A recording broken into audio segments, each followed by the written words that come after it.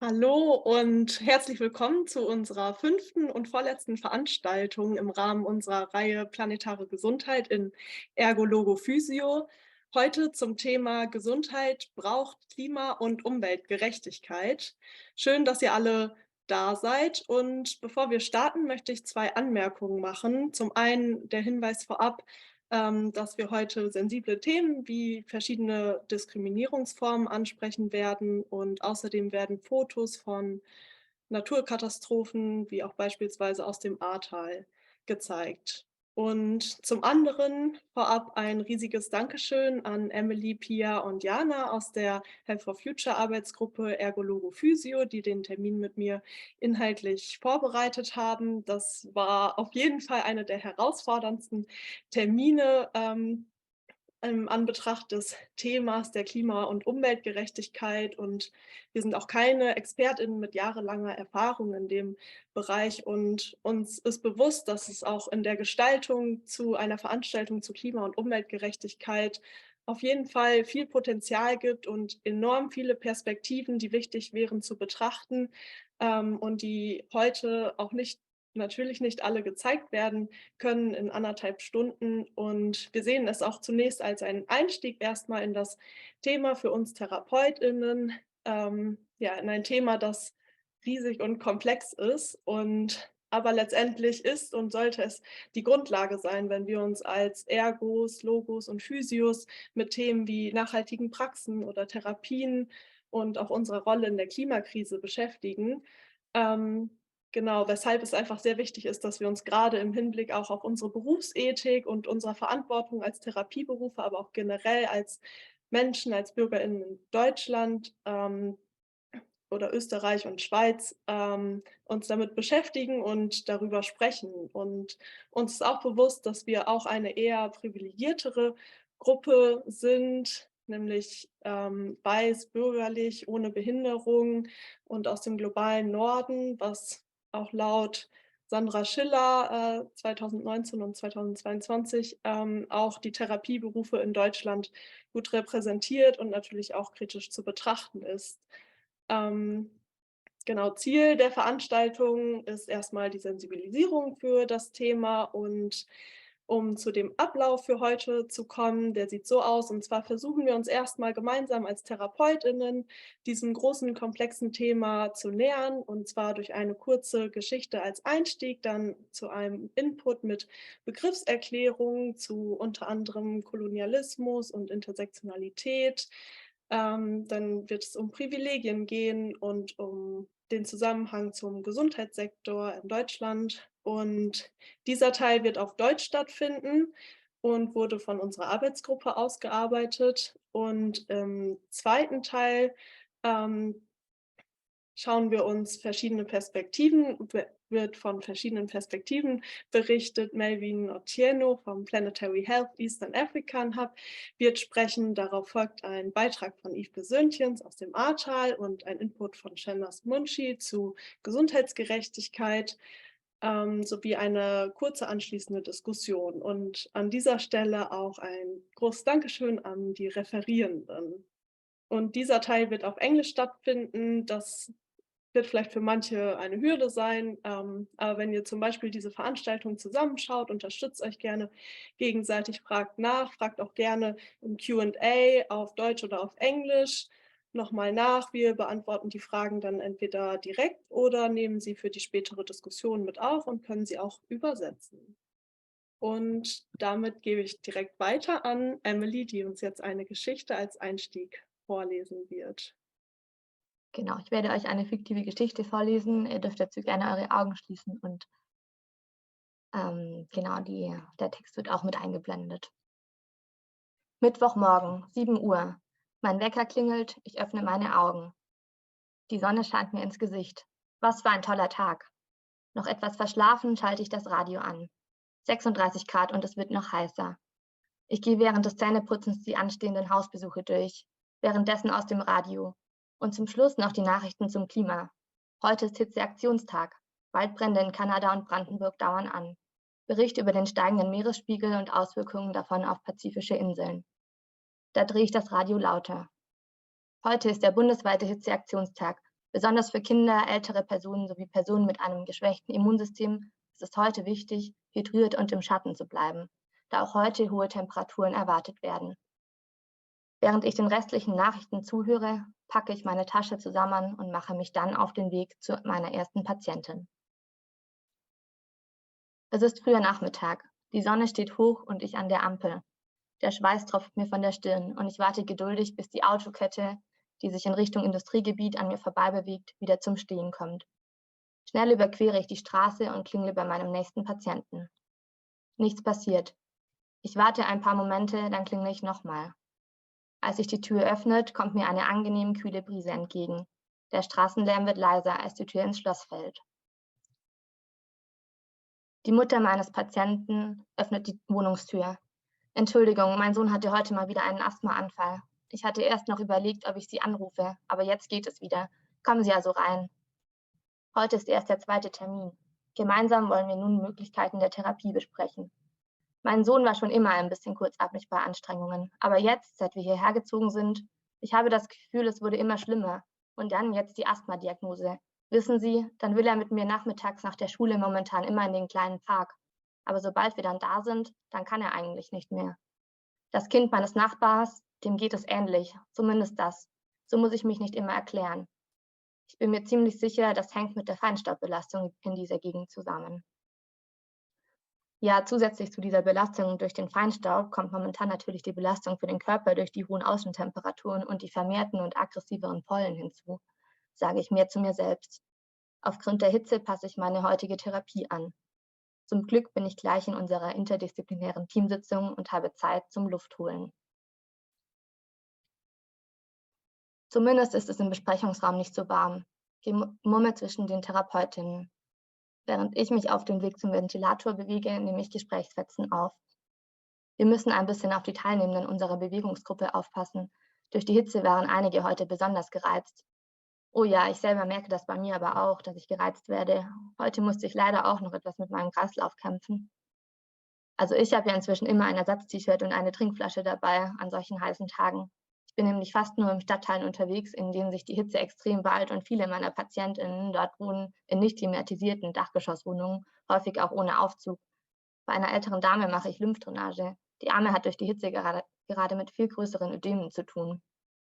Schon krass, wenn man so vielen negativen Umweltfaktoren ausgesetzt ist. Aber die Person kann daran wahrscheinlich gar nichts ändern. Das ist ganz schön ungerecht. Apropos Ersatz-T-Shirts, sagt ein Kollege. Ich habe etwas recherchiert und finde diese T-Shirts am besten für unser Team. Er zeigt sie auf seinem Tablet. Eine Kollegin teilt ihre Gedanken laut. Fabian Schnitt sehen super aus. Und der Preis, wow, dazu könnten wir dann noch weitere Klamotten bestellen. Ich weiß nicht, merkt ein Kollege an. Die sehen zwar gut aus und sind irgendwie auch günstig, aber ich denke nicht, dass die lange halten werden. Außerdem steht da ja nichts wie und wo die produziert werden. Wenn, dann lasst uns doch nach T-Shirts recherchieren, von denen wir ausgehen können, dass die länger halten. Ich habe gehört, dass die Textilindustrie weltweit 10% der globalen CO2-Emissionen verursacht. Die wiederum begünstigen ebenfalls den Anstieg des Meeresspiegels, Überflutungen, Extremwetterereignisse und Menschen verlieren ihre Existenz und Gesundheitsgrundlage. Klar sind die Emissionen von zum Beispiel Medizinprodukten höher, aber kaufen wir nun diese T-Shirts, sind wir dann nicht auch mit an den Veränderungen des Klimas und deren Konsequenzen für die Lebens- und Gesundheitssituation von Menschen beteiligt? Können wir da als Gesundheitsberufe überhaupt dahinter stehen? Nach meinem letzten Termin in einem dicht besiedelten Stadtteil ist es immer noch warm und kaum begegnet mir jemand auf den Straßen. Ich mache mich auf den Heimweg und lasse den Tag nochmal Revue passieren. Die Umgebung wird immer grüner. In Parks spielen plötzlich Kinder. Menschen sitzen gemeinsam auf Parkbänken. Hier geben Bäume kühlenden Schatten. Während ich da so drüber nachdenke, denke ich auch darüber nach, wie ich sicherstellen kann, dass ich die Erfahrungswerte, die Lebenssituation meiner PatientInnen mit Blick auf Klima- und Umweltveränderungen bedenke. Wie könnte ich Personen, die betroffener sind, in Bezug auf ihre Gesundheit unterstützen? Weitere Fragen gehen mir durch den Kopf. Heute sind mir die Ungerechtigkeiten in der Welt aufgrund der von uns hier in Deutschland verursachten Umwelt- und Klimaveränderungen noch mal mehr aufgefallen. Wie Umweltungerechtigkeit im Beispiel meines Asthma-Patienten oder Klimaungerechtigkeit und dadurch Gesundheitsungerechtigkeiten, die wir durch unser privates Handeln und die Aktivitäten im Gesundheitssystem auch verursachen. Wie es wohl Menschen in ärmeren Ländern geht, die der Hitze ausgesetzt sind und sich der nicht entziehen können. wie dieser alten Dame, die sich eine andere Wohnung gar nicht leisten kann. Ich beschließe mich, mehr darüber zu informieren, um mein Bewusstsein zu schärfen. So, das war die Geschichte zu Klima- und Umweltgerechtigkeit und damit übergebe ich an Jana. Ja, danke dir, Emily, für diese Geschichte. In Bezug auf die Umwelt- und Klimakrise wird häufig der Weltraumblick genutzt. Dann fallen Sätze wie die Menschheit leidet unter der Klimakrise oder die Menschheit verursacht die Umweltkrise. Die obere Abbildung, die hier gezeigt wird, die stellt die Länder größer dar, die viele Treibhausgasemissionen verursachen, zum Beispiel Deutschland, Frankreich und die USA. Die untere Karte zeigt die Länder groß, welche eine erhöhte Sterbensrate als Ergebnis der Klimakrise haben. Dazu gehört zum Beispiel Länder wie Länder des afrikanischen Kontinents, Indien, Pakistan. Tatsache ist, dass diejenigen, die am stärksten von der Klima- und Umweltkrise betroffen sind, in der Regel am wenigsten dafür verantwortlich sind. Des Öfteren wird auch der Vergleich genutzt, dass wir als Menschheit den Ast absägen, auf dem wir selbst sitzen. So wie der Mensch auf diesem Bild hier den Ast absägt und selbst mit dem Ast herunterfällt, sobald dieser zu instabil wird. Allerdings stimmt das so nicht ganz, denn nicht alle Menschen sägen an dem Baum und sie sägen weniger an den Ästen, auf denen sie selbst sitzen, sondern mehr an den Ästen, auf denen andere sitzen, die selbst kaum sägen. Wobei längerfristig natürlich alle Menschen betroffen sind. Wir wollen heute einmal versuchen, das alles etwas näher zu beleuchten. Bevor wir in dieser Veranstaltung darauf näher eingehen, beschreibe ich als erstes Begrifflichkeiten, die wir nutzen. Gerade habe ich ja schon gesagt, dass es Regionen gibt, die mehr betroffen sind von der Umwelt- und Klimakrise als andere. Diese mehr betroffenen Regionen und Menschen können als MAPA benannt werden, also Most Affected People and Areas. Für MAPAs stellen die Umwelt- und Klimakrise längst keine Zukunftsprobleme mehr dar, wie es in Deutschland noch immer häufig erzählt wird. Denn sie erfahren die Folgen der Klimakrise schon heute. Immer mehr Menschen sind von den extremen Wetterereignissen und Naturkatastrophen, vom voranschreitenden Verlust landwirtschaftlich nutzbarer Böden und dem Meeresspiegelanstieg betroffen. In der Folge verlieren sie oft ihre Lebensgrundlage, ihr Zuhause oder ihr Leben. Gleichzeitig verschwinden in den betroffenen Gebieten immer schneller ganze Ökosysteme, Tier- und Pflanzenarten. Ein Beispiel kann der Meeresspiegelanstieg sein. Wir wissen, dass der Meeresspiegel steigt, wenn wir weiter viel CO2 in die Atmosphäre geben. Denn dadurch erhöht sich die Temperatur und die Gletscher sowie das Eis an den Polen schmilzt. Hier zeige ich eine Karte, auf der ein Teil von Europa mit der Nordsee zu sehen ist. Dabei ist von Frankreich aus an der gesamten Küste der Niederlande sowie die gesamte Nordseeküste Deutschlands eine rote Markierung. Diese rote Markierung zeigt an, welche Gebiete sich im Jahr 2050 Berechnungen zufolge unter dem Meeresspiegel befinden werden, wenn wir so weitermachen wie bisher. Dann sind Städte wie Rotterdam und Amsterdam in den Niederlanden vollständig unter Wasser, genau wie Wilhelmshaven und Bremerhaven in Deutschland. Dazu kommen große Teile Bremens und Hamburgs. Etwas bereiten sich die Niederlande und Deutschland deshalb auch schon vor. Es werden Deiche ausgebaut und es werden schwimmende Häuser entwickelt. Dieses Bild habe ich von einer interaktiven Karte des Climate Central, bei dem verschiedene Szenarien ausgewählt und die Auswirkungen auf die verschiedenen Regionen sichtbar werden können. Dazu möchte ich euch 2 weitere Regionen zeigen. Dies ist Bangladesch im selben Maßstab wie der Teil Europas gerade. Hier ist Bangladesch. Über die Hälfte Bangladeschs wird, machen wir so weiter wie bisher, im Jahr 2050 überflutet sein. Nun ist es so, dass Bangladesch nicht so viele Ressourcen besitzt, um sich zu wappnen. Außerdem liegt hier im Südosten beispielsweise das größte Flüchtlingscamp der Welt mit über 1 Million geflüchteter Menschen, den Rohingya. In Bangladesch werden die Folgen des Meeresspiegelanstiegs also ganz andere Ausmaße annehmen, als sie das in Deutschland oder den Niederlanden tun, obwohl auch dort Regionen stark betroffen sind. Viele Inselstaaten sind besonders betroffen. Die Bahamas, die hier zu sehen sind, wird es 2050 bei unverändertem Verhalten schon kaum mehr geben. Das waren also insgesamt war die Erklärung für die Bezeichnung MAPA. Und jetzt kommen wir zu den Begriffen globaler Süden und globaler Norden, welche historisch gewachsen und welche historisch gewachsene und gegenwärtige Macht- und Unterdrückungsstrukturen auf globaler Ebene beschreiben. Sie sollen fremdbestimmte und wertende Begriffe ersetzen.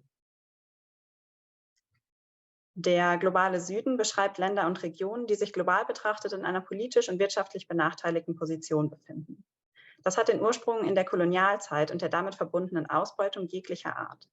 Darauf werde ich auch gleich nochmal genauer eingehen. Doch zuerst kommen wir noch zum globalen Norden. Hiermit werden die Länder und Regionen beschrieben, die sich global gesehen in einer privilegierten, also bevorzugten Machtposition befinden. Diese Machtpositionen basieren auf der Ausbeutung des globalen Südens. Die Einteilung in Süd und Nord wird unabhängig von der geografischen Verortung verstanden, denn auch Australien zählt zum Beispiel zu den Ländern des globalen Nordens. Größtenteils stimmt es allerdings mit der geografischen Lage überein. Okay, jetzt haben wir einmal die Begrifflichkeiten dargestellt, die wir aktuell nutzen. Aber warum nutzen wir denn nicht Wörter wie Entwicklungsland oder Erste Welt? Um darzustellen, warum wir andere Begriffe nicht nutzen möchten, werde ich zunächst Dinge reproduzieren, die eigentlich nicht unserem Verständnis entsprechen. In meinem Erdkundeunterricht wurde die Welt ganz klar hierarchisiert. Es wurde gesprochen von einer ersten und einer dritten Welt. Das erzeugt den Eindruck, es gebe Gewinner, die etwas besser gemacht haben, und Verlierer, die selbst schuld daran seien, dass sie nicht so weit entwickelt seien wie die anderen. Das bringt mich auch schon zu den weiteren Wörtern, die genutzt werden: Entwicklungsland und Industrieland. Diese vermeintlich rationalen Beschreibungen setzen voraus, dass es auf der einen Seite Länder gibt, die sich noch im Entwicklungsprozess befinden, und zwar hin zu einem Industrieland. Auf der anderen Seite steht dazu ein Ideal, auf das hingearbeitet werden kann. Denn diese Länder machen ja schon so viel richtig, auf jeden Fall besser als die Entwicklungsländer. Dabei sehen wir ja durch den enormen Ressourcenverbrauch der Länder, welche zu den Industrieländern gezählt werden, dass diese Form zu leben kein Ideal sein kann. Ein viel wichtigerer Punkt ist, dass diese Bezeichnung von den in dem Konzept Bessergestellten stammt. Also die Personen, die von dem Konzept profitieren, haben das auch entwickelt. Sie bezeichnen sich selbst als das Ideal und bestimmen, dass andere Länder versuchen, so zu werden wie sie, auch wenn das nicht der Fall ist. Dabei tun sie so, als ob diese Aufteilung wohlverdient sei, und blenden geschichtlichen Kontext wie den Kolonialismus aus. Deshalb sprechen wir von globalem Norden und globalem Süden, wobei es auch dazu Kritik gibt, oder von MAPA, denn diese Bezeichnungen versuchen, Kontext mit einzubeziehen. Dieses Bild, was ihr hier sehen könnt, ist in 3 Abschnitte aufgeteilt: Gleichheit, Gerechtigkeit und Realität. Auf jedem Bildausschnitt sind 3 unterschiedlich große Personen von hinten zu sehen, welche über einen Zaun schauen wollen, um dort ein Baseballspiel zu sehen. Auf der linken Seite hat jede der 3 Personen einen Kasten, auf dem sie stehen kann. Die größte ist dabei deutlich höher als der Zaun. Die kleinste Person schaut auch mit dem einen Kasten noch gegen den Zaun. Darunter steht der Begriff Gleichheit. Bei der Gerechtigkeit haben alle Personen so viele Kästen unter sich, wie sie benötigen, damit sie das Spielfeld sehen können. Und bei dem Bild der Realität steht die größte Person auf sehr vielen Kästen, sodass sie kaum mehr zu sehen ist, während die kleinste in einem Loch im Boden steht. Die Person in der Mitte steht immer auf einem Kasten und kann das Spiel verfolgen. Dies zeigt, dass jede Person, jeder Ort individuelle Lösungen braucht. Schließlich sind beispielsweise die Regionen und Menschen der Erde in unterschiedlicher Weise von der Umwelt- und Klimakrise betroffen. Aus diesem Grund benötigen sie auch unterschiedliche Lösungen, bei denen der Kontext immer mitgedacht werden sollte. Was genau ist also dieser Kontext und was hat das alles mit der Umwelt- und Klimakrise zu tun? Warum sind denn manche Regionen auf der Erde mehr betroffen als andere? Wir wissen also jetzt, dass diejenigen, die am stärksten von der Klimakrise betroffen sind, in der Regel am wenigsten dafür verantwortlich sind. Diese Ungerechtigkeit ist kein Zufall, sondern Teil eines jahrhundertelang gewachsenen Systems. Der Beginn des Kolonialismus liegt im Jahr 1492 durch Christoph Kolumbus. Dadurch startete die Unterwerfung nicht-europäischer Menschen sowie die Besetzung ihrer Kontinente. Dies war nur möglich durch Ermordung, Versklavung und Vertreibung von Millionen Menschen sowie der Ausbeutung von Pflanzen, Tieren und gesamten Ökosystemen. Außerdem machten die EuropäerInnen riesige Profite durch geraubte Ressourcen wie zum Beispiel Gold und Silber. Erst das machte die Industrialisierung in Europa überhaupt möglich. Ab 1492 kolonialisierten Personen aus Europa gewaltvoll Länder im heutigen globalen Süden. Durch den Kolonialismus verbreiteten sie ein System auf der Welt, welches Mensch und Natur ausbeutet, indem es diese als natürliche Ressource nutzt. Okay, jetzt würde ich gerne mit euch eine kleine Übung machen. Ganz kurz. Wer mag, kann gern die Augen schließen. Stellt euch gern einmal folgende Szene vor. Ein Paar sitzt im Frühling auf einer Bank im Park. Die beiden lächeln sich an, halten sich an der Hand und genießen die Zweisamkeit. Die Sonne scheint, Blumen blühen und Vögel zwitschern. Die zwei Frauen auf der Parkbank erfahren sowohl strukturelle Diskriminierung als Frauen als auch durch ihre Homosexualität. Eine ist weiß, eine ist eine Person of Color, also von Rassismus betroffen. Hier sind also einzelne Personen von mehreren Diskriminierungsformen betroffen. Ich möchte dazu einladen, darüber nachzudenken, welche Vorstellung automatisch in dem eigenen Kopf entstanden ist. Denn es gibt eine Norm der Gesellschaft, die wir von klein auf lernen. Es gibt Merkmale an Menschen, die als normal angesehen werden. Diese sind in unserem Alltag überall sichtbar und individuell dargestellt. Menschen mit Merkmalen, die in der Gesellschaft als anders gesehen werden oder denen aufgrund von äußeren Merkmalen Eigenschaften zugeschrieben werden, sind kaum präsent. Und wenn sie präsent sind, entsprechen sie häufig den vorherrschenden Vorurteilen und Diskriminierungen. Die Juristin und Professorin Kimberly Crenshaw hat den Begriff der Intersektionalität dazu entwickelt, um die Wirkung von Mehrfachdiskriminierungen aufzuzeigen. Denn Ausgrenzung und Diskriminierungsformen überschneiden sich oft und können dadurch noch stärker wirken. Das erste Beispiel von Kimberly Crenshaw sind schwarze Frauen. Diese erfahren sowohl sexistische als auch rassistische Diskriminierungen. Ihre Erfahrungen unterscheiden sich aber dabei von denen weißer Frauen und von denen schwarzer Männer. Häufig wird die Straßenkreuzung als Beispiel genutzt. Dort sind Rassismuserfahrungen die eine Straße und geschlechtliche Diskriminierung die zweite Straße. Beide sind mit ihren jeweils eigenen Strukturen und Diskriminierungen befahren. Kommt es an dem Punkt, wo sich beide Straßen kreuzen, zu einem Unfall, versagen oftmals alle Rettungsversuche. Der Rettungswagen fährt nur dann los, wenn die Verletzung eindeutig auf der Rassismus- oder der Geschlechterstraße passiert ist. Auch in der Klima- und Umweltgerechtigkeit spielt die Intersektionalität eine große Rolle. Es gibt, wie Jen zu Beginn gesagt hat, sehr viele Aspekte, die zu der Thematik der heutigen Veranstaltung gehören.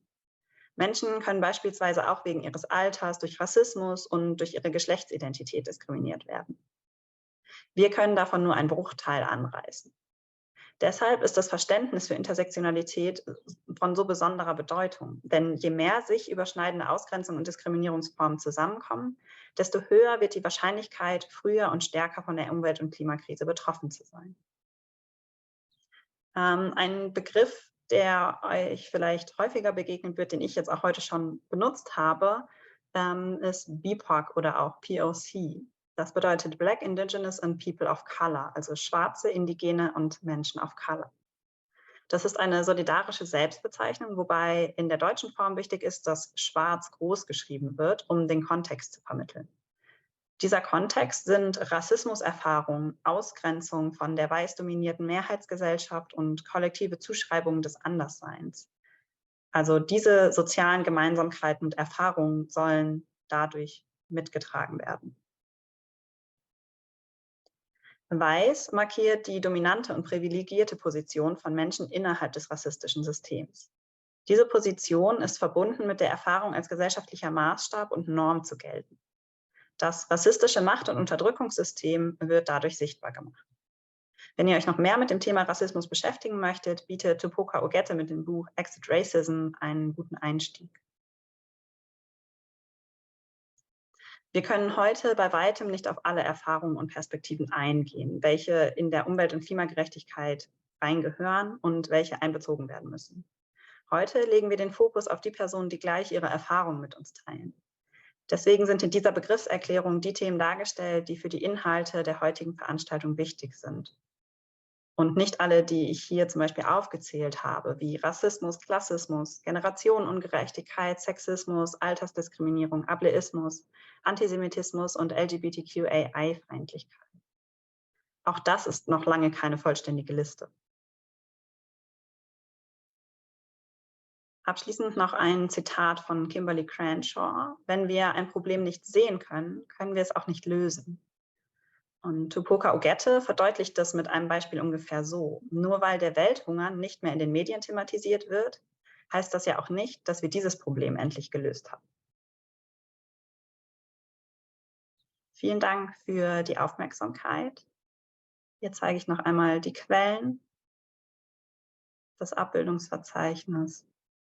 Und hier gibt es noch weitere Informationen, die sind so ausgewählt, dass ihr hier auch immer noch zu weiteren Informationen kommt. Und zwar haben wir jetzt noch einen kurzen Privilegientest vorbereitet. Genau, und zwar könnt ihr einmal alle eure, wenn ihr habt, eine Hand hochheben und eure Finger spreizen. Und alternativ könnt ihr auch eure Zehen nehmen oder es euch vorstellen, wie auch immer. Und ich werde euch jetzt verschiedene Aussagen vorlesen, beziehungsweise sie auch auf den Folien anzeigen lassen. Und immer wenn eine Aussage auf euch zutrifft, dann könnt ihr einen Finger, einen Zeh oder in eurer Vorstellung einen runternehmen. Dabei ist noch wichtig anzumerken, dass es verschiedene Sektionen sind und vielleicht trifft manchmal nur eine Sektion auf dich zu oder vielleicht auch mal mehrere, also dann intersektional. Und das sind jetzt auch nur 5 Beispiele, also wir reißen das an dieser Stelle auch nur ganz kurz an und gleich gibt es auch noch einen ausführlicheren Privilegiencheck in den Chat. Und genau, wichtig wäre auch noch, dass ihr euch vielleicht die Häufigkeit solcher Situationen, die ich gleich vorlese, bewusst werdet. Und wenn du starke Benachteiligungs- oder Gewalterfahrungen gemacht hast, dann entscheide vorher für dich, ob du den Test machen möchtest. Er kann auch Verletzungen aufrufen und erlebte Marginalisierung, Benachteiligung, Diskriminierung oder Gewalt deutlich vor Augen führen. Und das primäre Ziel ist es, Dinge, die als selbstverständlich erlebt werden, als derzeit nicht selbstverständliche Privilegierung erkennen zu können. Und genau, damit fange ich einmal an mit der ersten Aussage. Und zwar nimm einen Finger runter, wenn du aufgrund deiner Klasse, deiner ethnischen Zugehörigkeit, deines biologischen oder sozialen Geschlechts oder deiner sexuellen Orientierung davon abgehalten wurdest, Bildungswege oder Berufe einzuschlagen.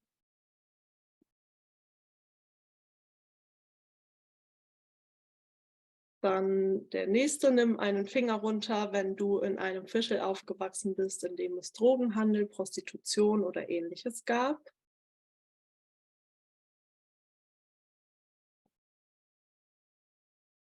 Drittens: Nimm einen Finger runter, wenn du aufgrund deiner ethnischen Zugehörigkeit, deines biologischen oder sozialen Geschlechts oder deiner sexuellen Ausrichtung, des Betrugs oder der Lüge bezichtigt wurdest.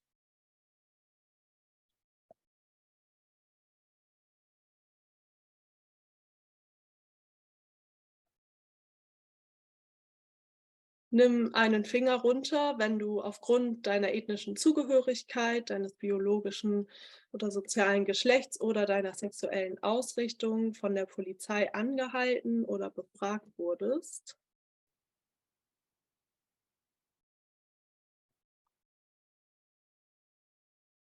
Und nimm einen Finger runter, wenn du jemals Angst hattest, wegen deiner ethnischen Zugehörigkeit, deines biologischen oder sozialen Geschlechts oder deiner sexuellen Ausrichtung gewalttätig behandelt zu werden.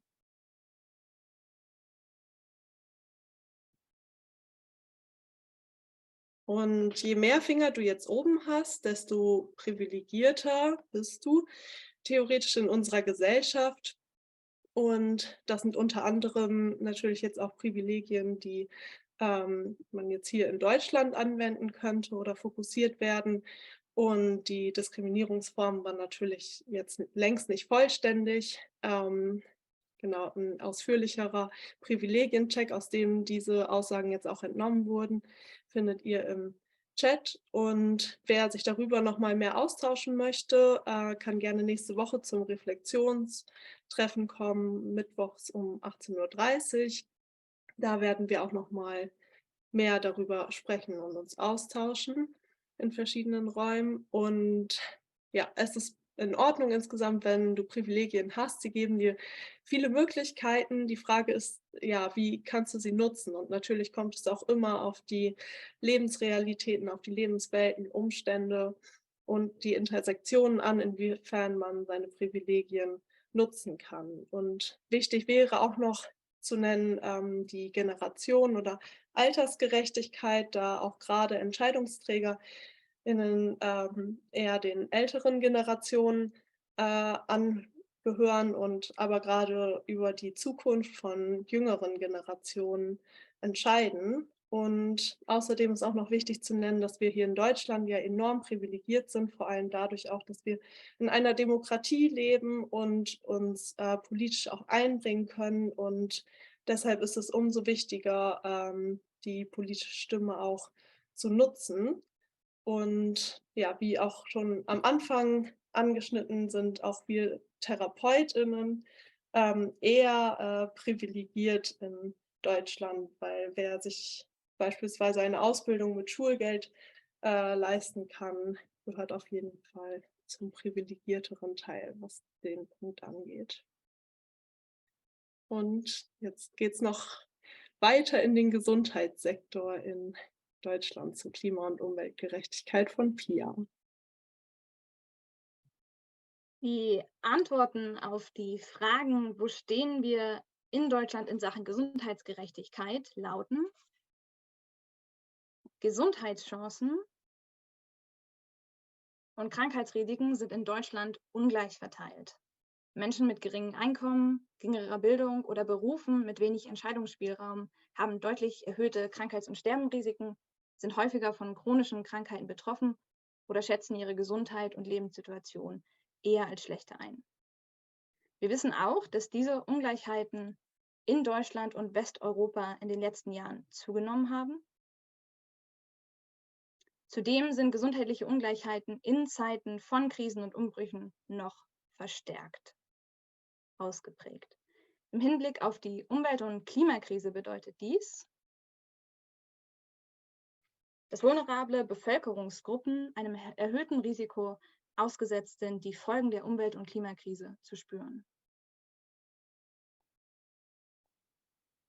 Wir möchten also deutlich machen, dass sich zwar niemand den Auswirkungen der Umwelt- und Klimakrise entziehen kann, dass aber einige soziale Gruppen diese Auswirkungen früher spüren oder in größerem Ausmaße von ihnen betroffen sind, was ihre Gesundheit angeht, was die ihnen zur Verfügung stehenden Ressourcen oder ihre Lebensqualität und kulturelle Identität angeht.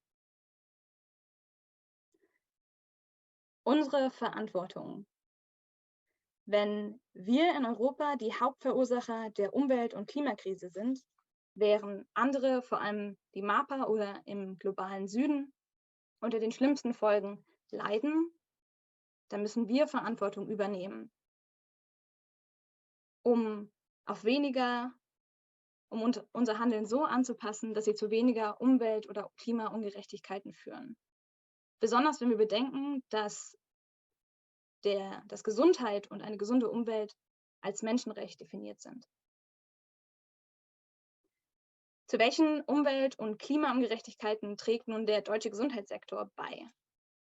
Circa 5,2% der Bundesemissionen wurden im Jahr 2014 durch den deutschen Gesundheitssektor verursacht. Aufgegliedert für den Gesundheitssektor, das heißt auf ELP bezogen wären das sicherlich andere Zahlen, aber aufgegliedert für den gesamten Gesundheitssektor bedeutet das, dass 66% der Emissionen durch Medizinprodukte und damit verbundene Lieferketten entstanden sind, 16% durch direkte Emissionen der Gesundheitseinrichtungen, zum Beispiel durch einen Fuhrpark, und 18% durch indirekte Emissionen, also durch Strom, Wärme oder Kühlung. Darüber hinaus ist der deutsche Gesundheitssektor mit industriellen Aktivitäten verbunden, die bundesweit und in anderen Ländern zu Verunreinigungen von Luft, Wasser und Böden führen. Der deutsche Gesundheitssektor führt direkt und in der Folge, und alles, was ich gleich sagen werde, ist natürlich ein kleiner Ausschnitt nur von dem, auf jeden Fall führt er dazu, dass durch Emissionen verursachte steigende Temperaturen sich global auswirken und damit zunehmend zu Infektionskrankheiten oder Extremwetterereignissen führen, vor allem in Ländern des globalen Südens. Steigende Meeresspiegel haben Auswirkungen auf die Nahrungsmittelversorgung und Qualität oder führen zur Verschmutzung von Süßwasserreserven. Dies wiederum kann zu umwelt- und klimabedingten Migrationserfahrungen und den damit verbundenen schwerwiegenden individuellen Herausforderungen für unter anderem Gesundheit und Wohlbefinden führen. Aber auch ohne Migrationserfahrungen können Umwelt- und Klimakrise mentale und psychologische Auswirkungen auf vulnerable Gruppen, aber eigentlich auch auf alle Menschen haben. Luftverschmutzung unter anderem verursacht durch Verkehr oder Industrie zusammenhängend mit dem deutschen Gesundheitssektor kann zu nachteiligen Auswirkungen auf die pränatale Entwicklung, auf Entwicklungsstörung oder Asthma führen. Der Umgang mit Abfällen, einschließlich unseres recycelten Abfalls in Ländern, die sich um unseren weggeschickten Müll kümmern, zum Beispiel Malaysia oder Thailand, dieser Müll hat dann gesundheitliche Auswirkungen für Personen dort. So werden beispielsweise bei der Verbrennung giftige Stoffe freigesetzt, die zu Atemproblemen oder Hautausschlägen führen können.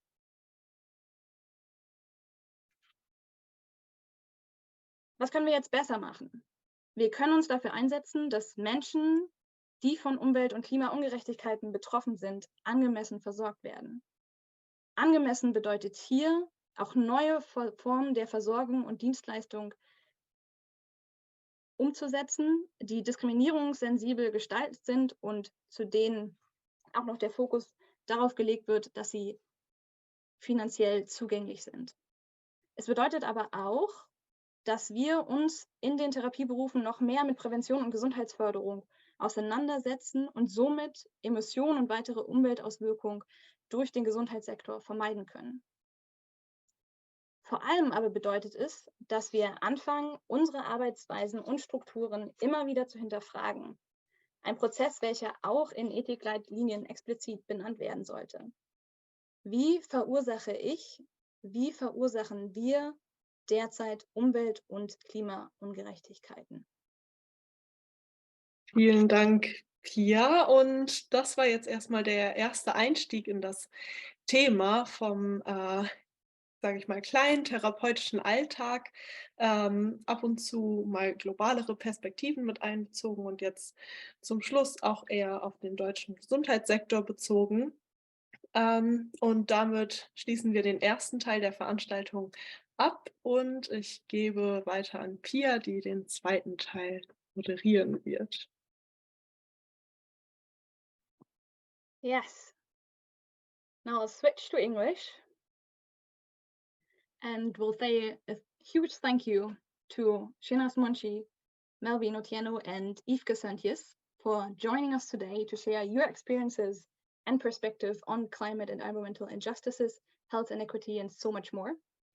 There will be time for you three now to speak, and afterwards there will be time for a discussion between you three, but also everyone joining us today, which means for all of you listening, as Leah just put in the chat, please put all the questions that you have in the F&A, the Q&A section, either in English or German. The German questions we'll translate then later. Melvine will give the first input and just a few words. Thanks. Hi, Melvine.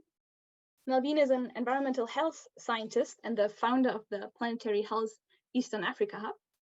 As a climate activist in Kenya, she has worked closely with KLUK, the German Alliance for Climate Change and Health, and serves as a next generation fellow of the Planetary Health Alliance, as well as being an associate team member of the Women's Leader for Planetary Health. Melvine has worked on several internationally funded projects as a research assistant, and she's also an assistant lecturer at the University of Eldoret, where she coordinates the SOPHIA project, strengthening one and planetary health in Eastern Africa. Melvine, thanks for starting us off now. Thank you so much, Pia. Let me just share my screen. Okay, I hope it's visible now. Thank you so much, everyone, for joining us today. And I'll be talking about climate justice in the Global South, giving the African perspective. And it's based also on my experiences and also what I've seen closely at local level. So according to Africa, what does really climate justice means to us? And according to this male climate activist in Kenya called Abigail Howie, he really stated clearly that climate justice means that high-income countries are responsible for this crisis and they finally deliver on their promises, so they must provide the financial resources we need to adapt and transition to a green economy with sustainable livelihoods. So climate justice means that also policymakers fully recognize that climate impacts exceeds the capacity of many communities to adapt and show real solidarity by ensuring the funding flows to communities like mine.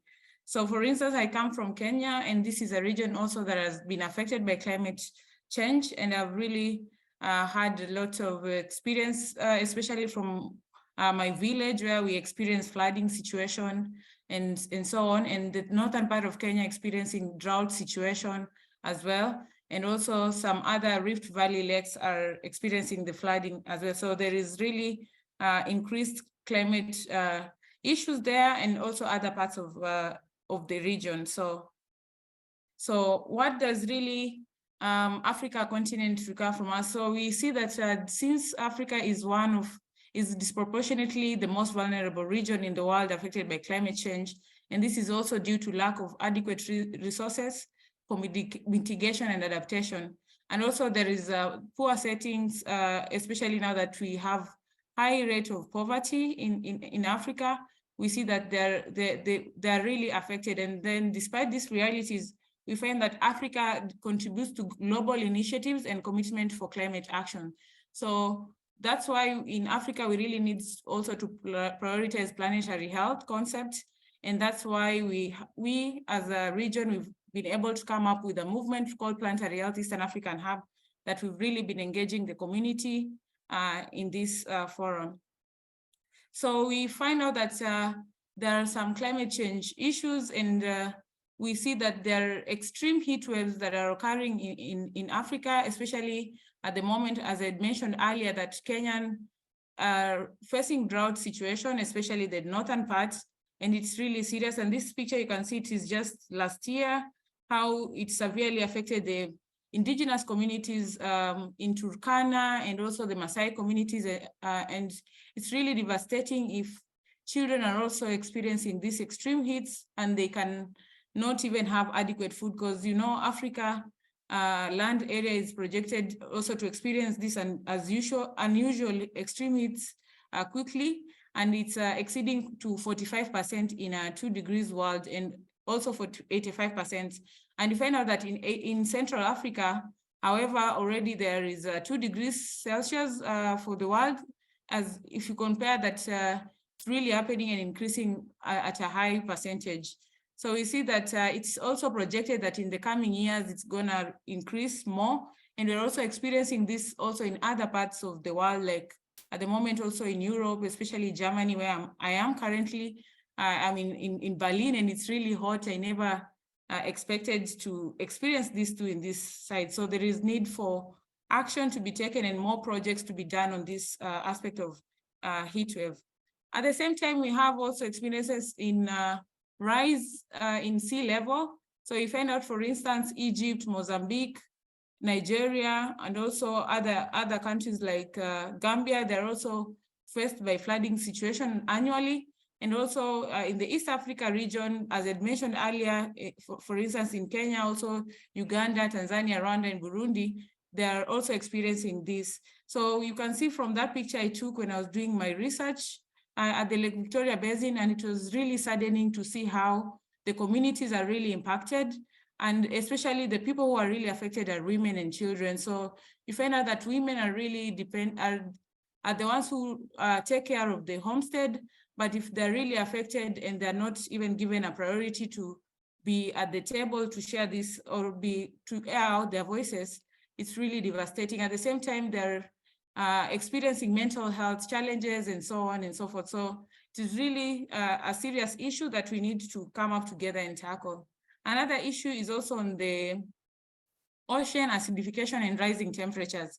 So we find out that according to IPCC, we find out that world's oceans are also taking the hit for climate change. So there are severe consequences for the animals, especially the ocean ecosystem. We find out that the coral reefs are projected to be extinct before 4 degrees warming. And you find out that this is also associated and resulting to loss of marine fisheries, and tourism and coastal protection against sea levels and storm are really decreasing. So we see that there is also increase in the coral bleaching, and this may limit the warming, and also it could be substantial even to up to 2 degrees in the world. So we see that there is a posing significant risk to the ongoing survival of reefs in the region. So that's why we really also need to amplify or synergize One Health and planetary health concept together so that we protect our animals, because there is a lot of biodiversity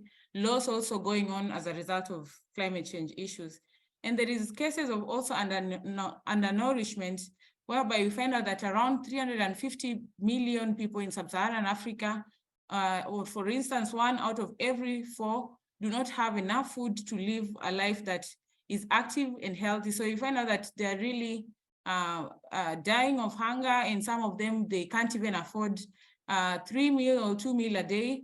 And you find out that the rise of food has also increased, especially now that we had the recent COVID-19 pandemic and the Ukraine war. The economy has really gone high.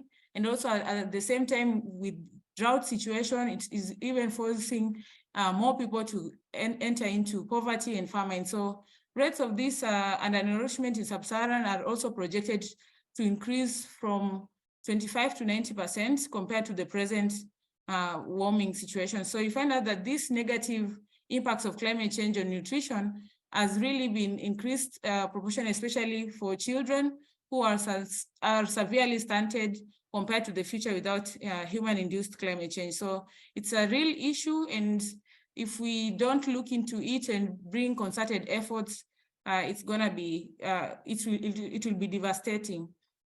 So I just wanted to quote some few statements from amazing and climate activists in Uganda called Vanessa Nakate. She has been participating in this global initiative like the UN Environment Assembly events and also the COP26 and COP27. And she mentioned that we can't adapt to loss and damages that I just mentioned earlier, and humanity will not be saved by promises. So it's time for us to just build on concerted efforts so that we can tackle these issues. And for instance, if we take into action, we need just to start by ourselves and also engaging others and creating more awareness. So she emphasized that we cannot continuously adapt to the effects of climate change, especially communities from the global south, because it's really devastating seeing, for instance, when I worked with the indigenous communities in Kenya, I once also asked them some questions through interviews, like how are they trying to adapt to the climate change issues? And it was really crazy that they're not even supported, some of their voices are not heard, but we need to amplify the civil societies and also institutions like universities to enable to voice up for them and also speak for them and also include them in these global conferences and so on, so that we can tackle these issues together and also focus more on community-based projects. So also another Kenyan climate activist also participated in the COP26 called Elizabeth Wathuti. I really liked her statement also when she mentioned the will to act must come from deep within. The heartbreak and the injustice is hard to bear. Sub-Saharan Africa are responsible for just 0.5% for historical emissions, and the children are responsible for none, but bearing the brunt. So we need to look into our future generation, since she also narrated a story of climate change during this event that is faced by Kenya and other sub-Saharan Africa countries to urge for action. So we see that right now we are having lots of women activists in it, because we see that women need also to voice out, because in most cases, when we sit on the table of discussion, majority of participants are from the male gender. So what really do climate justice demand us to do? So we need a change at global, regional, and national level. So we need a paradigm shift whereby we need to look into our energy system, we need to look into education system, and also we need also to improve our way of living. At the same time, those responsible for causing the crisis need to be held accountable so that the ones who are affected must get the adequate support to adapt their problems and mitigation. So that's why we need concerted efforts from both global north and global south to handle this situation. And then also the climate justice demands that a worker-led justice transition whereby we need to rewire our system in a way that it addresses injustices, poverty, and also inequality. Because if we talk about global health, and we need also to think about these people from the global south, and now that they are faced with so many situations, and they have when they have, it also depends on different countries. For instance, in Kenya right now, we have lots of loan. At the same time, there is a crisis, climate crisis. At the same time, there is food shortages. At the same time, the lack of jobs, especially now that Africa, majority of the population are young, they're really faced with a lot of issues. So we need also just a worker-led justice transition.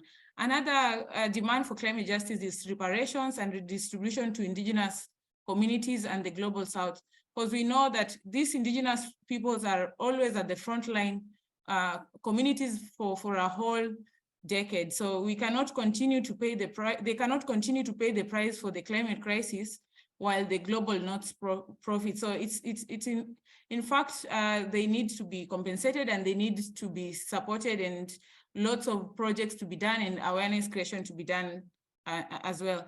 Another issue is the climate justice demands for reparations and redistribution to this. Sorry, I'm repeating that. Let me just go to the next. So through Action Point, we started a movement called Planetary Health Eastern Africa Hub under the Planetary Health Alliance's Sub-Saharan Africa. So our vision is it is a region in which everyone prospers through engagement and empowerment to address climate change and planetary health issues by safeguarding human health and restoring the Earth's ecosystem resources for the upcoming generations. So we as the Hub, we've really worked closely with our colleagues from the German Alliance for Climate Change and also Women Leaders for Planetary Health and the main organization Planetary Health Alliance to represent the region. So it has been an amazing opportunity for us to also leverage networks and also capacity build so that we can strengthen our activities. And our mission is to advance, advocate, and create awareness in the field of planetary health in Eastern Africa region through education, empowerment, and research. So since in Africa, we have a knowledge gap, because a lot of, we need to do more of action. So we are trying to shift the acquired knowledge for transformative action in order to enhance long-lasting solution by engaging diverse groups of educators, students, and also diverse disciplines for policymakers, researchers, artists, journalists, and also local communities to work hand in hand. And there is power in also engaging the communities, youth, students, artists, policymakers, business people, health practitioners to tackle this climate change. So in 2021, we worked closely with the creative arts individuals and also policymakers and the indigenous communities that are affected by climate change, especially in Kenya. And it was really amazing engaging the community in tackling these issues and creating awareness about and also promoting planetary health and One Health concept. Because for instance, the Maasai communities in Kenya are well known to be conserving the environment, at the same time protecting the wild animals. Because if you see the way their houses are designed and compared to how we've transformed our urban settings, it's completely different. So they're creating also opportunity for animals to live in harmony with the animals. But at the same time, they're the ones who are faced with the drought situation, and there is a lot that we could learn from them. And in fact, even during the pandemic, when we visited them, we realized that they had less COVID-19 because they were exposed in the environment. They were not inside there because of the structure of their houses. So we also need to learn a lot from these indigenous communities. At the same time, we also visited the Lake Bogoria communities who are affected by flooding situation. And in this scenario, it was totally different, because we find out that they're faced with the flooding situation. At the same time, they think that it is a curse from God. So we need to really, we have a huge task to create awareness and educate them what climate change is, because some of them think it's really a curse, and it's not. It's just the way we human beings are handling the environment, and in the process, it affects our health. So we found out that they are well known to, this community, they are well known to promote tourism through their natural ecosystem, whereby we have the Lake Bogoria that harbors the Lesa's flamingo. So you find out that during this scenario, the flamingos now are dying at an alarming rate, like 1,000 flamingos per day. And this used to be a very beautiful place when I used to visit as a child. But right now, the flamingos are dying like 1,000 per day. And at the same time, you find out that the communities don't know what could be the cause of the deaths of these animals. At the same time, some of them are saying that they practice poultry farming, but their chickens are also dying. At the same time, they are also experiencing zoonotic diseases like foot and mouth disease, but they don't know the relationship between environment, animals, and human beings. So they don't know that because of there is animal to human diseases. So we were trying also to educate them about it. At the same time, they were saying that there is gap in research. They don't know how to go about it. They're left alone. They feel lonely, you know. So it's high time for researchers to disseminate also their research findings back to the community so that they are aware of what is going on. So community voices matter, and planetary health awareness and practices for transformative action is really ideal. So we ended up doing a documentary with them on developing approaches to climate change action through dance and creative expressive arts. So as an Eastern African hub, we've been doing a number of activities, and now we are really working on a Sophia project, strengthening One Health and planetary health in the region. And this is in partnership with 3 universities, one in Germany called University of Würzburg, and also Catholic University in Tanzania, and University of Eldoret, where I'm based at. So we are trying really to promote further the planetary health through education. And since we started off with lecture series based on what we learned from the Planetary Health Academy, we saw that there was need to come up with a toolbox so that it can help universities and colleges interested to embed planetary health as a unit or as a course, so that it can be reviewed in the educational curriculum. So we've been working strongly on that. And at the moment also, we've been engaging the student community through exchange programs, whereby they are invited for summer school programs here in Germany, where they're able to share their case study projects and also learn from the global north how they are engaging themselves in planetary health activity, as well as they're sharing their own local-led activities back from home. So it's really crucial also to support the youth in these such kind of activities. And also we normally, aside from that, we are also engaging more on research and collaboration. We are trying to strengthen the local research network and regional research networks, so that at least we know where are the gaps and how we could promote climate, we could include climate change as one of the objectives in each research activity. So we are having a scientific advisory board from experts from the Planetary Health Alliance community, including Dr. Sam Meyers, the director of Planetary Health Alliance, who is a member of the scientific advisory board, and also other regional members, which is really interesting to see how they could support in this. And we are also trying to focus more on community outreach, because for us, if we talk about climate change, we don't usually prefer talking about theoretical aspects, but we want to focus more on implementation and action. Because for us, we are seeing how climate change is real, and we normally want to engage the communities in our activities, though there are normally challenges of funding here and there, but at least we have passionate youths who are really into working closely with the communities. And in the process, we see that there are a number of local NGOs also focusing on community outreach, which is really important. And also through Sophia, we're trying to support the campus ambassador within the region. These campus ambassadors are able to work closely with the communities in their case study projects. So it's really ideal. And also, as I mentioned earlier, we're actively doing also student exchange program as well. And in conclusion, I would like to say it is crucial for us to understand that despite the fact that more works need to be done to ensure climate justice for Africa, we all need to act now by pooling our resources, efforts, knowledge, and time to lessen the distress of African countries and other global South's most vulnerable communities, and also leverage the networks, because we have to work hand in hand, because we are all in one planet. And as a testimonials, through the ongoing collaboration with the German Alliance for Climate Change and Health and other global institutions, a bilateral global South-North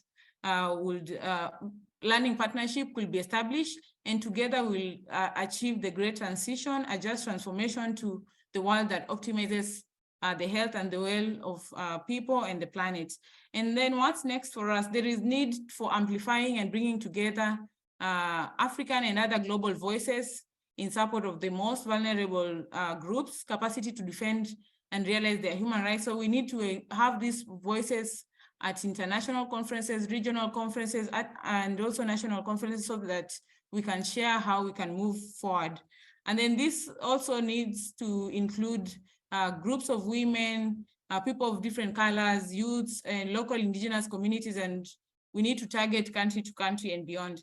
And also we need also to encourage the physiotherapists in this platform today, that they need to leverage networks and also participate in a climate change projects, and also form a climate justice association, or work closely with other climate activists and other disciplines to advance environmental awareness in order to shape an environmentally and climate socially justice society. And these are some of the publications I've been able to contribute on climate change space that I'll share with you later. And thank you so much for listening, and I'm looking forward to further discussion and any questions from the audience. Thanks for the opportunity. Thanks, Melvine, for really highlighting what climate justice demands. We will now hear from Iefke Söntjens. She's a physiotherapist and works in the beautiful town of Bad Neuenahr-Weiler in the Ahr Valley, dem Ahrtal, in an outpatient neurological rehab, neurologische Therapie Rhein-Ahr. Her workplace was also affected by the flood disaster in 2021 in the Ahr Valley, and it took about a year to completely rebuild it. And she will now share her experiences with us, what this meant for her daily life as a physiotherapist.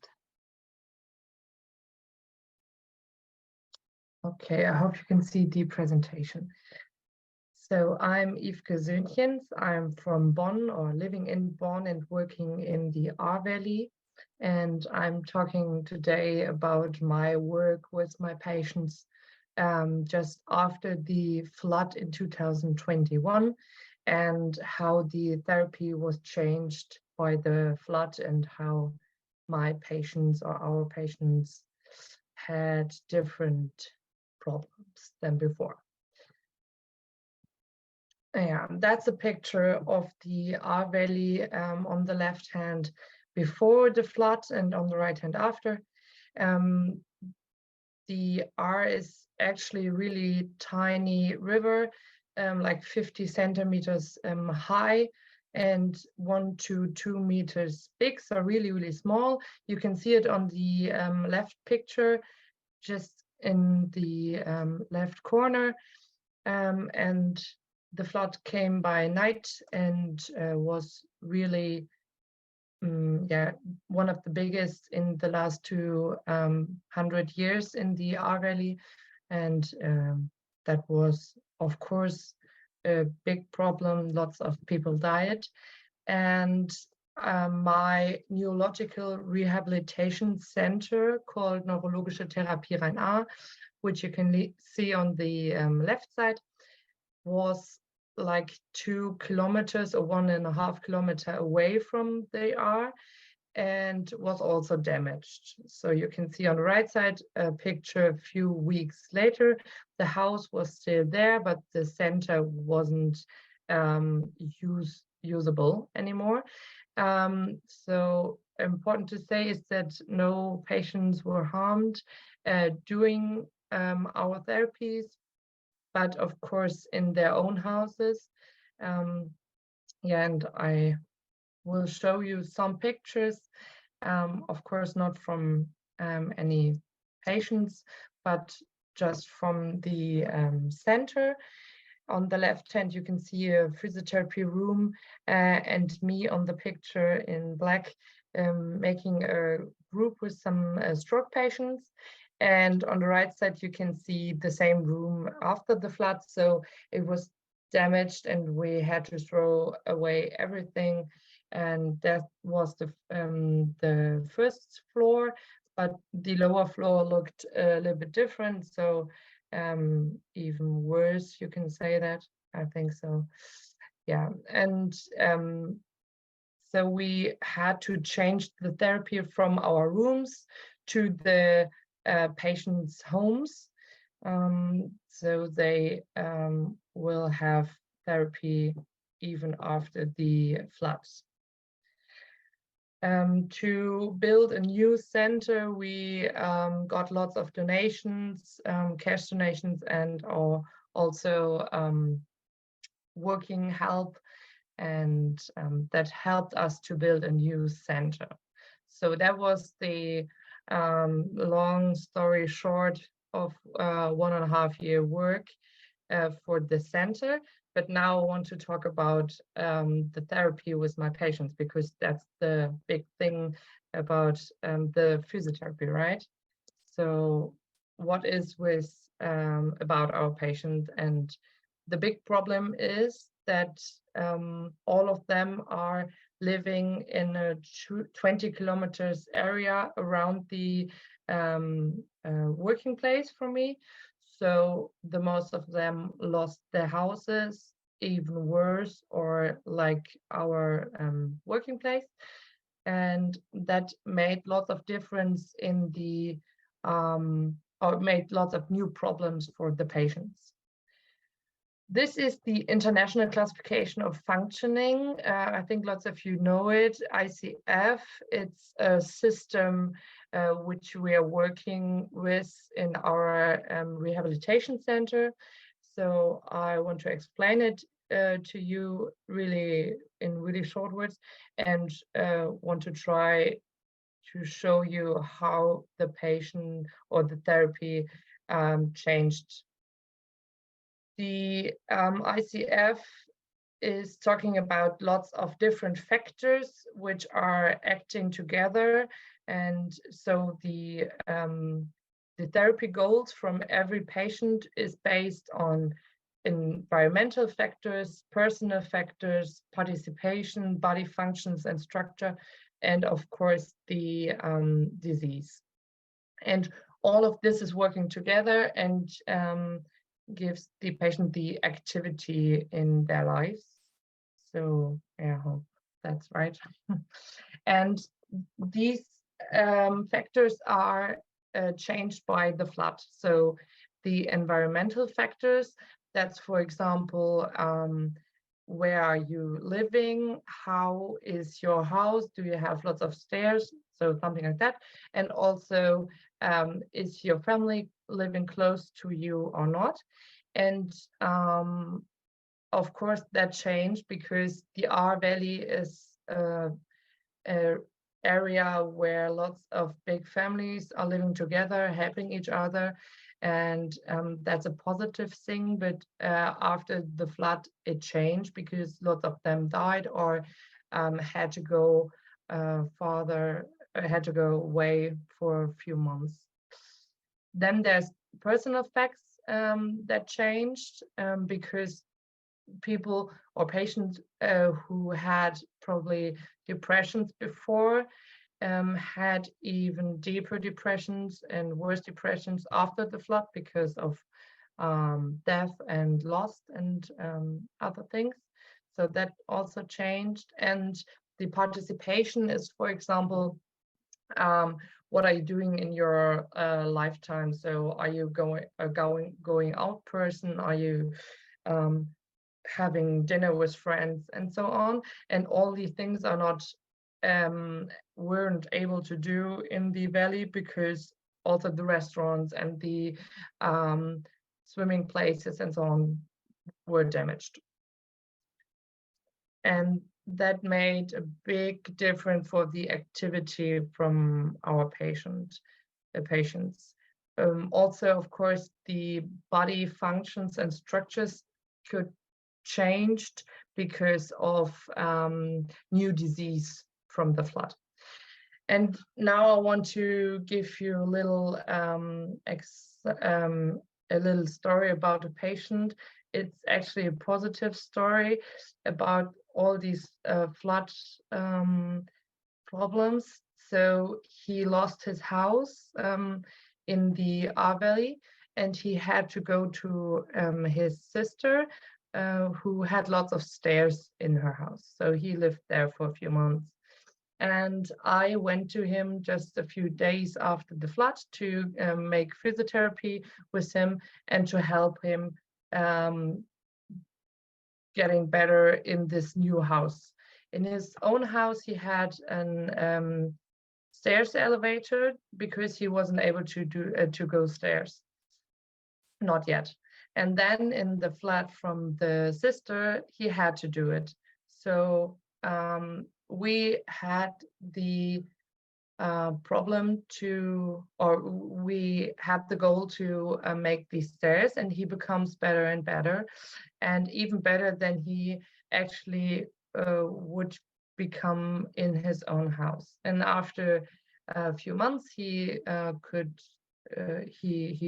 went back to his own house, and yeah, so that's a good story.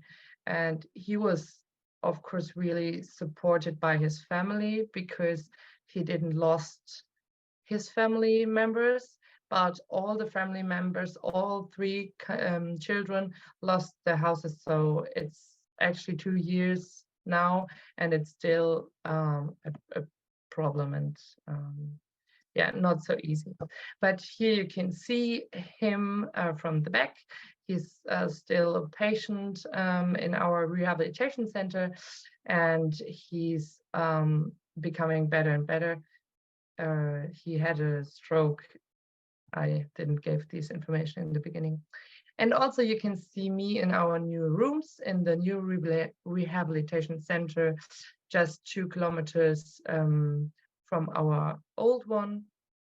And you can also see how many donations we got, so that we had the chance to build this new big center to help our patients actually even better than before, because everything is new. And you can see, for example, that we are making also physiotherapy groups, of course, and we got a new treadmill and lots of other equipment. Yeah, and I want to say that, of course, the flood was really dramatic and was actually, there's nothing good about it, but when you want to say something good, then you can have then you can see that lots of people got new energy, worked really, really close together. We got so much help from volunteers that nobody knows before, and they just helped us because they wanted to help, and that was really heartbreaking in this time and made me cried a lot, but made me also smile a lot. So yeah, that's a really short story about a long story. Thank you for listening, and when you have questions, I'm here. Thanks, Iefke, for raising awareness what extreme weather events like that disaster can mean for therapy in the future, and also illustrating how important it is maybe for us to develop more measures towards disaster preparedness and management, but also seeing like the positive aspects that you just, how to increase them, that you just illustrated. We will now hear from Shenaz Munshi. She's an occupational therapist with a master's degree in public health and has served as the chair of the emerging leaders of the Public Health Association of South Africa. Shenaz works on health equity at the University of the Witwatersrand in Johannesburg as a senior fellow of the Atlantic Institute and as part of the steering committee of the People's Health Movement, which advocates for comprehensive healthcare and addresses the social, environmental, and economic determinants of health. Shenaz, I now hand over to you. So I actually am in a mall because we have load shedding, which is just like an electricity blockout. And so I'm just looking for a place where I can access internet. So please bear with me. And if you hear any noise, then it's because of where I am. I'm really grateful to be here. I feel like I have a relationship somehow with German colleagues because there's a real connection to thinking about deeper questions, equity issues, feminist issues, decolonial issues. And I'm really I'm interested in how that relationship is emerging and the fact that it is expanding to other areas on the continent. But I'm really excited that Germany is playing such an interesting role in leading some of these conversations, especially from students. So I just want to encourage you all to continue, I guess. So I'm not necessarily a climate change expert, but I am an occupational therapist who's worked in public health, and I'm going to reflect back a little bit on some of my own work because I practiced for 10 years, but coming to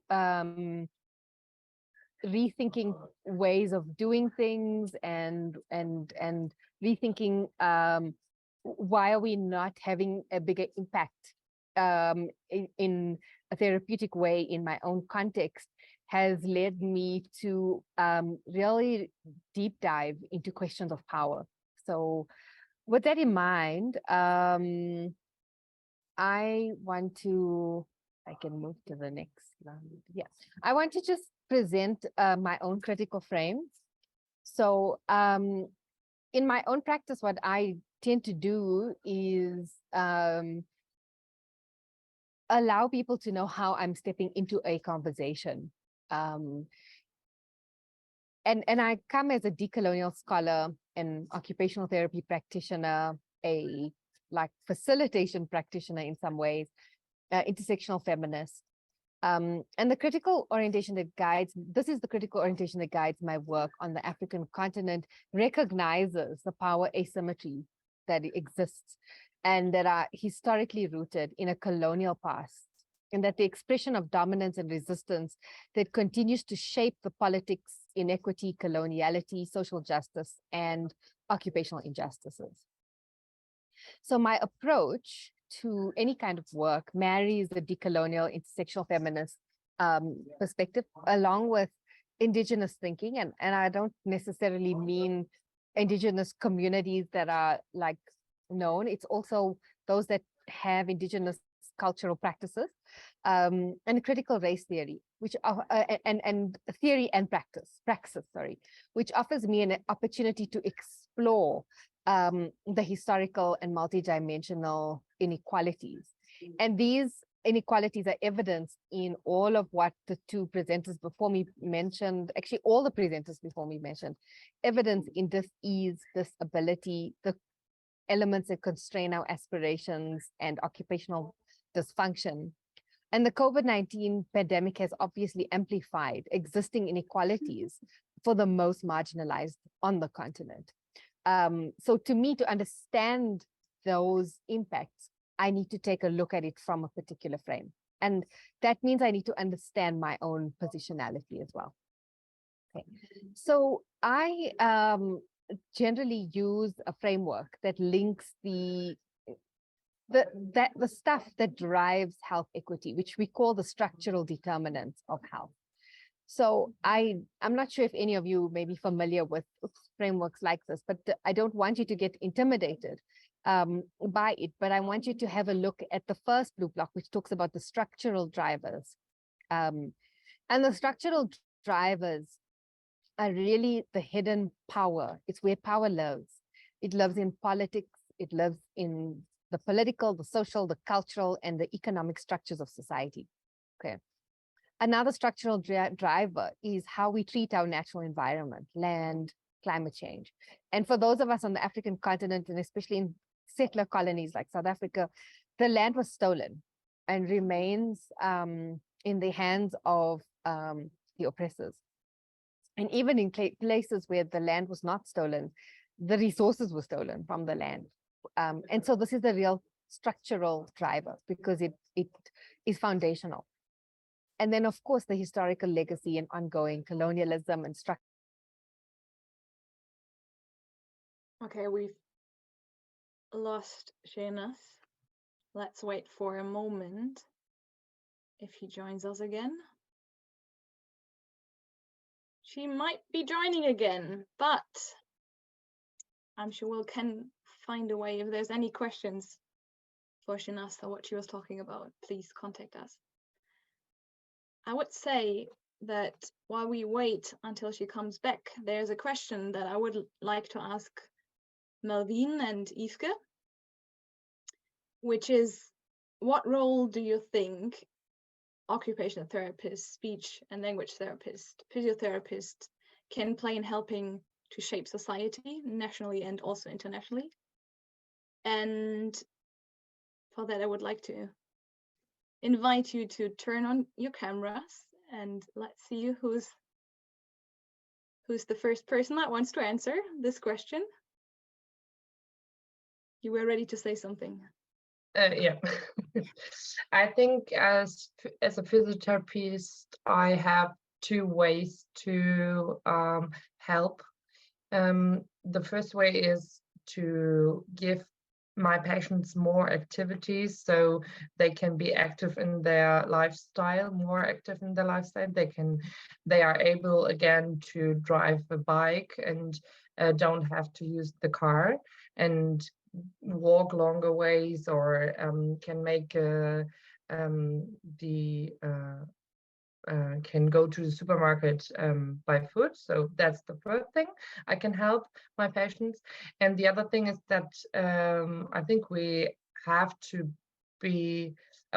use our materials and our equipment longer and don't throw it away as soon as lots of German therapists are doing it. I think so.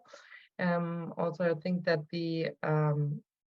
that Corona wasn't really good for that, because we had so much more trash because of the. I am back. Hi, Shenaz. Wait. So sorry, while you were away, we just decided to go over to the discussion section. So Iefke was just answering the questions, what role she thinks that allied health professions can play in helping shape society. And if that's all right for you, we would just continue with Iefke, and then maybe you and Melvine, you both could also answer the question. Would that be okay for you? Okay. Yeah, okay. And then afterwards, we'll give you the moment again to finish with your input. Okay, Iefke, yeah, I'm looking forward. Can we help you? Just one last sentence. So I wanted to say that the Corona pandemic wasn't that good because we had so much more trash, and now we have to go back again to less trash and more active therapy with our patients. On my side, just to add on what my fellow speakers just added, is that the physiotherapists need to leverage their networks, maybe by creating more associations, especially at national level, so that they can continuously advance the environmental and climate change awareness, and also take into responsibility by mobilizing maybe, let's say, resources or funding for the sustainability purposes, so that it can help increase the healthcare spending as well as increase research in a practical way. And as you know, that the spending of more budgets, especially for the healthcare, it's more effective if we have these initiatives on board so that they can exercise the prescriptions and also encourage more of exercise activities that will benefit the public, let's say economically, socially, and also improve these climate health related issues. That's my point. Thanks. Thanks, Melvine. And Shenaz, I would just say maybe you can continue with your presentation, and then if you have time for it, also answer the question. But yeah, go ahead and share again your screen, or just Sure. your microphone. I think, can I just say, I'm gonna leave my video off just in case something shifts, but Yeah, also, if anybody has questions and wants to interrupt, please feel free to do so, because I want to make sure that we don't pass things that are not, you know, understood, or that are the questions that are raised. So I'm happy to make this interactive. Okay, so as I was saying, this is a really useful framework to think about how these things link. And I would like to hopefully think about how we as therapists can engage with something like a framework like this, and link it to the framework that was presented by the previous presenter on action and activities and environment and structure, the ICF model, because they aren't very different. I think they just build off of each other to expand and demonstrate that what is useful for an individual is also useful at a structural level for a population-led level. Okay, so to go to the next slide, one of the things that I really think about is the politics of a racial identity. And in South Africa, people were categorized by blackness or whiteness, but these categories are made up. They don't really, you can only be a black person or a white person because in relation to what was created. It's not really, it requires each other. And it requires a relationship of power where one is deemed superior and the other is deemed inferior. So we talk about the colonial encounter, which if you are conditioned to feel inferior, it's an internalized disturbance. It's a dehumanizing encounter. And often in South Africa, especially, you have young Black children who experience a kind of a deficit model, a deficit feeling that exists for them throughout their lives. And I think this is really important for us to consider, because in relation to whose lives matter and who has the biggest impact of climate change, it is often the racialized other that is impacted. Not only the racialized other, but also the gendered other. So feminist decolonial scholars point to how in South Africa, the structural violence of our apartheid structure regulated family systems through assigning racialized and gendered labor roles. So certain people, so in my community, which is brown, and we had better opportunities than the Black communities, and the white communities had better opportunities than the other community, than the Black or the brown communities. But then again, within the family system, it was gendered. So the men, white men had more power than white women. Brown men had more power than brown women. And the same for the Black communities. So that is created an asymmetrical power dynamic where men had more access to public life than women.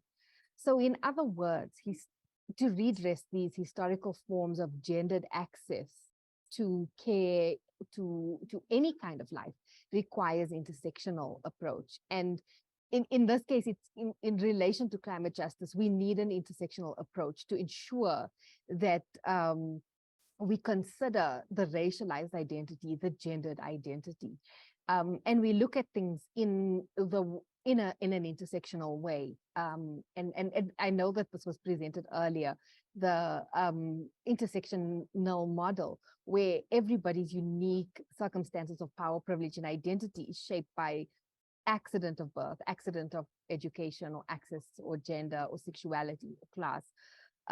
But the systems on the outer circle, the structural drivers, really impact on what access you may have or not have. So Audre Lorde, a feminist scholar from the Americans, said that there's no such thing as a single issue struggle because we don't live single issue lives.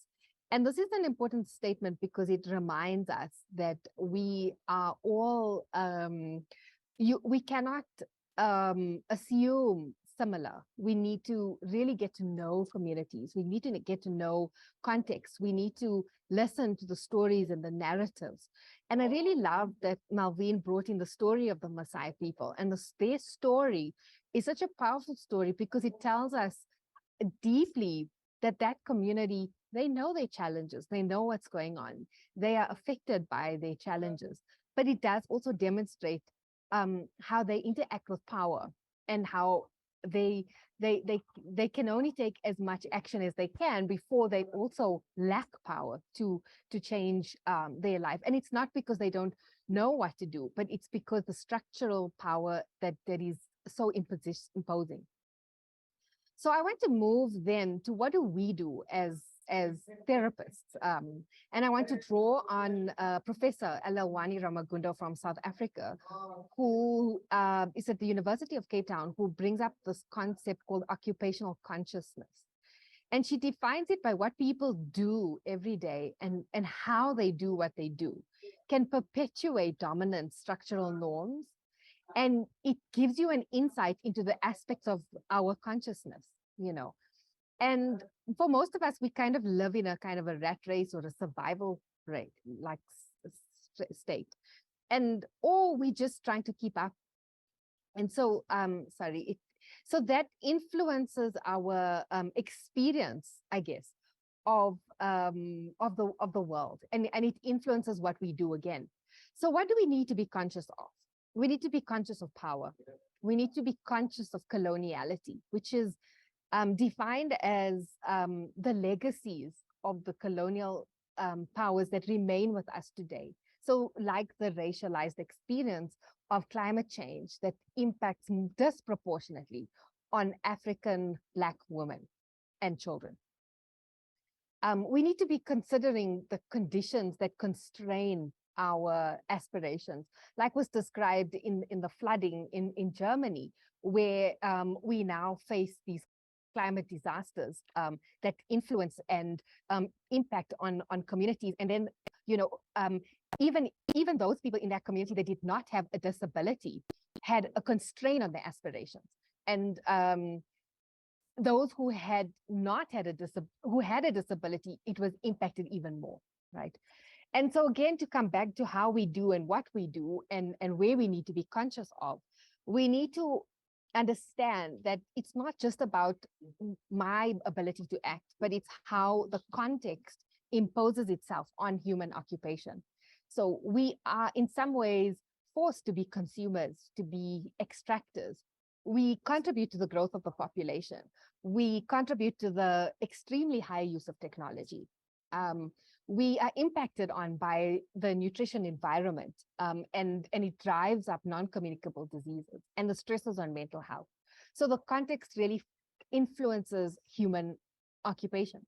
So it actually, what Elelwani Ramagundo is trying to tell us is that as therapists, we are not only facing an issue of just what our patient needs, but we have a broader, a bigger responsibility to say to society that what we do and how we do things is really, really influencing our lives in the long term. And the more we continue to consume, to extract, to use more than what the planet can offer, the more that we will impact our lives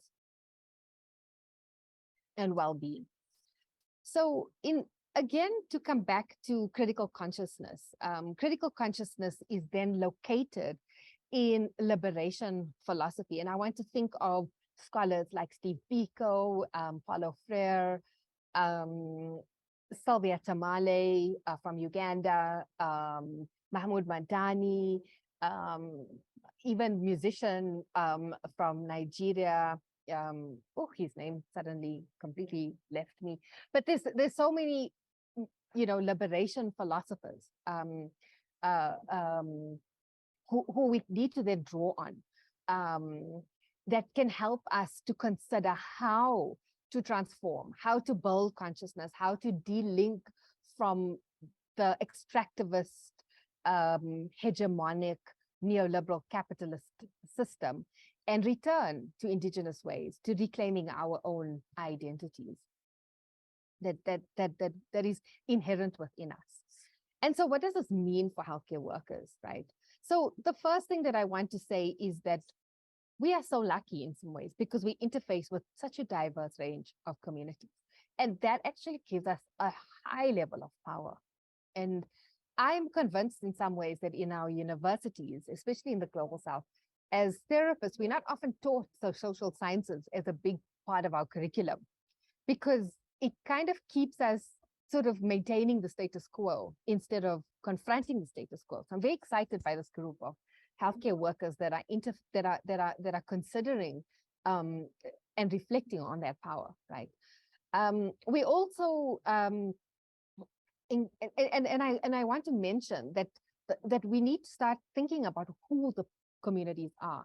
Are these communities privileged? Are they marginalized? Are they survivors of violence? Are they migrants? Are they displaced communities? Because we interact with all of them. And many of them have multiple morbidities. And we know that we're linking these to climate justice. So as healthcare workers, how do we use this power? We have a choice, right? We can use it, we can share it, we can abuse that power. We can do nothing, which is also a form of power. And I just want to,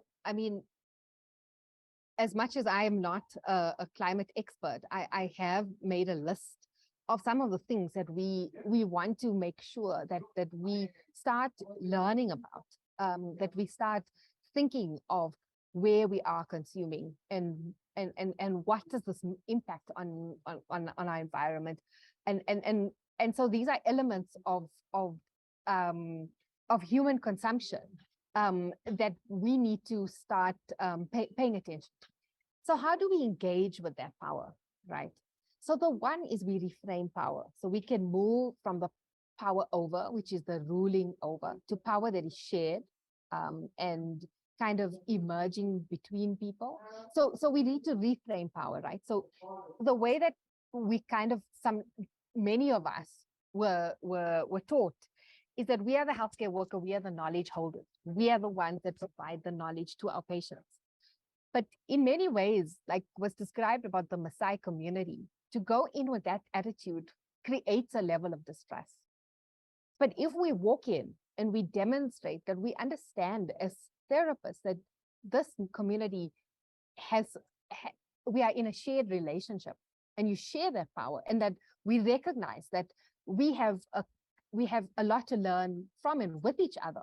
In that way, power can grow, and that creates a level of trust. And it requires a level of vulnerability and personal reflection of what power we have and how we use it, and when to be humble, when to listen and when to speak. So some of the actions we can take is to educate ourselves, to raise awareness of the links between, for example, human consumption and health outcomes, influence behavior change, modeling that change, advocacy, movement building, organizing.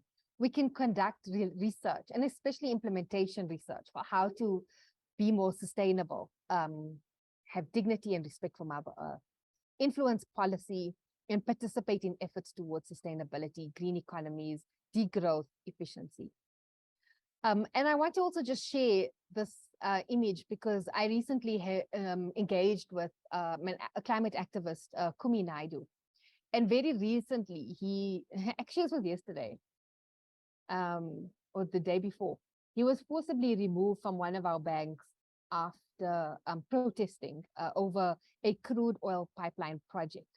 So I want you to look at this image, and I want you to understand that this is South Africa that we're coming from. And we have a racialized, gendered environment. Who are the people who have power, who are literally holding this man in his hands, and he's really tall, and physically carrying him out? And look at the second image, which happened in 1984. Same person during an anti-apartheid protest in Durban. So this image definitely shows you that it doesn't matter that South Africa has moved from an apartheid struggle to a democracy. The powers that were in power back then remain the same power today. Even though we have political democracy, we still have problems. We still have a legacy of who's in power, who has power over the money, and who remains marginal. So activism is not a marathon, It's not a race. And we need to remember that it shapeshifts itself, and we've got to keep fighting. Kumi Naidoo was obviously quite young back then, and he's not a young man, but he continues to, since even leaving Amnesty International, to continue the fight. And so I just encourage us all to do so. Thank you. Thank you, Shenaz, for also sharing or providing your perspective also on what allied health professionals can do now, like the last few slides that you showed. Iefke already had to leave us, but she says thank you to you, Melvine and Shenaz, for providing your perspectives, and to everyone listening. She said if there are any questions towards her, and please just let us know, and she's happy to answer them. Yeah, as I would like to say that the event will be uploaded as well. I'm sure there's time later to just go through all the aspects that were mentioned now, and just to let them sink in for you to then put them to practice in your daily life as therapists. Okay, then I would hand over to Jen. Ja, vielen Dank, und ich gehe jetzt wieder ins Deutsche und schließe die Veranstaltung ab. Ich hoffe, dass ihr viel aus der Veranstaltung heute mitnehmen konntet, und auch gerade in Bezug auf welche Rolle ErgoLogoPhysio in der Klimakrise spielen kann, und ja, dass wir auch da weiterhin unsere Rolle finden und auch den Fokus wirklich auf die vulnerablen Gruppen und die betroffenen Gruppen legen. Weil betroffen werden wir alle irgendwann sein oder sind es gegebenenfalls schon, aber viele sind halt bereits jetzt Betroffene, und da müssen wir einfach unserer Verantwortung sowohl als Gesundheitsberufe als auch im globalen Norden nachkommen und auch das Potenzial von unseren Therapieberufen ausschöpfen. Und auch einfach aufmerksamer und bewusster durch den Therapiealltag versuchen zu gehen, oder da, wo wir Therapie lernen, Zusammenhänge erkennen, welche Auswirkungen mein Handeln hier und auf andere Teile der Welt haben könnte. Wie zum Beispiel auch am Anfang von der Geschichte, die wir als Einstieg gehabt haben.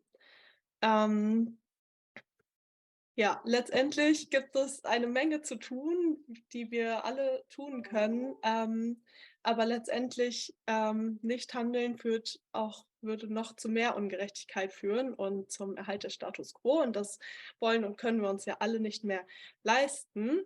Und ja, denn planetare Gesundheit braucht einfach planetare Gerechtigkeit. Wir hoffen, dass das in dieser Veranstaltung heute klar geworden. Natürlich braucht es noch viel mehr Perspektiven. Und was auch noch wichtig ist, zum Schluss zu sagen, dass das Ganze natürlich auch Frust, Angst oder andere Gefühle auslösen kann. Und da möchte ich einmal auf das Beratungsangebot auch von den Psychologists for Future aufmerksam machen. Darum wird es in 2 Wochen auch bei der Veranstaltung gehen, um die mentale Gesundheit in der Klimakrise oder auch im Engagement. Außerdem auch die Empfehlung nächste Woche zum Reflexions- und Austauschtreffen, um 18:30 Uhr am Mittwoch vorbeizukommen. Da werden wir uns auch nochmal mit den Themen von heute weiter auseinandersetzen. Und genau, darüber hinaus werden wir uns dann in 2 Wochen sehen zur letzten Veranstaltung unserer Veranstaltungsreihe und hoffen, dass ihr auch dort wieder zahlreich erscheinen werdet. Dort wird es auch nochmal Zeit für Austausch und Vernetzung geben und wir freuen uns über eure zahlreiche Teilnahme trotz Sommer. Und somit einen schönen Abend euch.